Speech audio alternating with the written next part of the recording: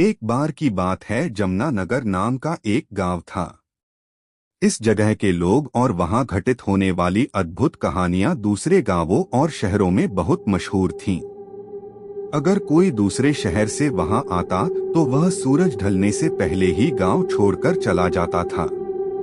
वहां दूसरे देशों से आए लोग रहते थे, जिनके विचार और रहन सहन बिल्कुल अलग थे और जो बड़े बड़े स्कूलों, दफ्तरों और नौकरियों में काम करते थे और एक साधारण जीवन जीते थे। उस शहर के एक मशहूर कॉलेज ने बच्चों को एक ट्रिप पर ले जाने का फैसला किया। वहां के छात्र एक एडवेंचर करना चाहते थे और उन्होंने एक गांव में जाकर एडवेंचर करने का फैसला किया। उसी लड़के विशाल ने जमुनानगर का नाम लिया। गांव का नाम सुनते ही कुछ छात्रों ने उस गांव में जाने से मना कर दिया, लेकिन विशाल और उसके ग्रुप ने अपनी बातों से दूसरे छात्रों और कॉलेज के शिक्षकों को मना लिया। शिक्षकों और कॉलेज के लोगों ने भी यह सोचकर सहमति जताई कि आज के समय में ऐसा कुछ नहीं होता और आज तक कोई कॉलेज वहां नहीं गया, इससे कॉलेज का नाम रोशन होगा। छात्रों ने अपने माता पिता को भी इस ट्रिप के लिए मना लिया। ट्रिप का दिन आया और सभी छात्र कॉलेज में बस का इंतजार कर रहे थे। जैसे ही छात्र जमुनानगर पहुंचे, उन्हें एक भयानक सन्नाटे का सामना करना पड़ा जो घने कोहरे की तरह हवा में लटका हुआ था। गांव सुनसान लग रहा था, जिसमें डूबते सूरज की मंद रोशनी में छायाएं नाच रही थीं।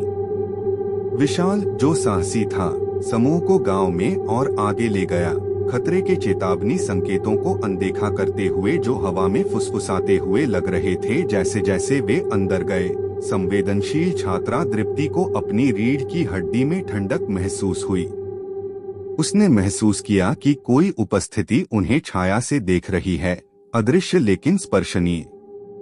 समूह गांव के किनारे एक पुरानी परित्यक्त हवेली पर ठोकर खाई, जिसकी खिड़कियां टूटी हुई थीं और हवा में दरवाजे चरमरा रहे थे। सभी बाधाओं के बावजूद उन्होंने जिज्ञासा और भय के मिश्रण से प्रेरित होकर हवेली का पता लगाने का फैसला किया।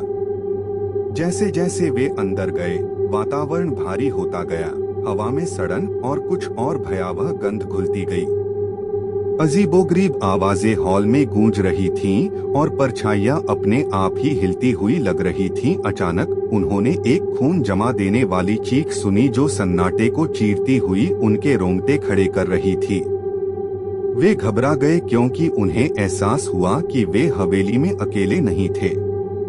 अंधेरे में कुछ दुष्ट छिपा हुआ था, जो अपने पेचीदा खेल में कठपुतलियों की तरह उनके साथ खेल रहा था। भागने की बेताबी से वे भूल भुलिया जैसे गलियारों से भागे, दीवारें उनके चारों ओर बंद हो रही थीं। जब उन्हें लगा कि सारी उम्मीदें खत्म हो गई हैं, तो उन्हें बाहर की ओर जाने वाला एक छिपा हुआ रास्ता मिल गया। सांस फूलने के कारण वे हवेली से बाहर निकले।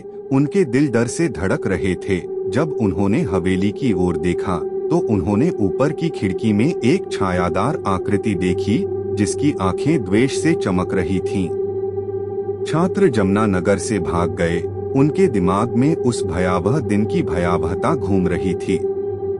और आज भी जमुनानगर में भूतिया हवेली की कहानी जीवित है, जो छाया में छिपे अंधेरे की एक डरावनी याद दिलाती है। एक बार की बात है, जमुनानगर नाम का एक गांव था। इस जगह के लोग और वहां घटित होने वाली अद्भुत कहानियां दूसरे गांवों और शहरों में बहुत मशहूर थीं। अगर कोई दूसरे शहर से वहां आता तो वह सूरज ढलने से पहले ही गांव छोड़कर चला जाता था।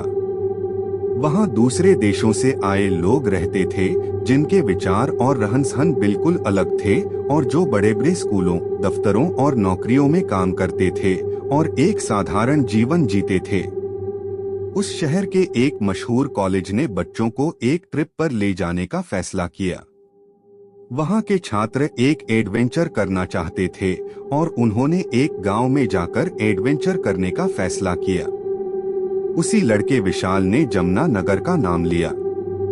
गांव का नाम सुनते ही कुछ छात्रों ने उस गांव में जाने से मना कर दिया, लेकिन विशाल और उसके ग्रुप ने अपनी बातों से दूसरे छात्रों और कॉलेज के शिक्षकों को मना लिया।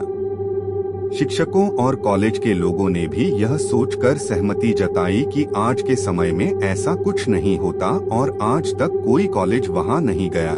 इससे कॉलेज का नाम रोशन होगा। छात्रों ने अपने माता पिता को भी